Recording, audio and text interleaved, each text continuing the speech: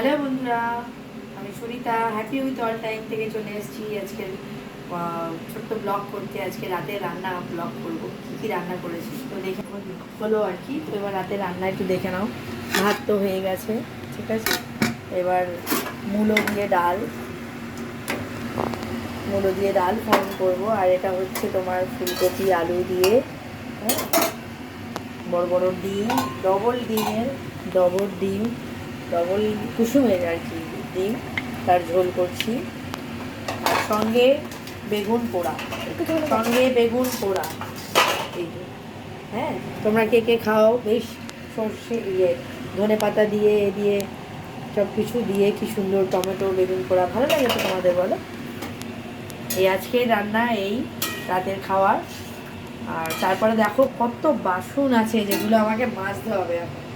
এই যে আমি এত সুন্দর সেজে গুজে এবারে বাসনও মাজবো আমি, দেখেছো তো বন্ধুরা। তো আজকের মতন এই অবধি।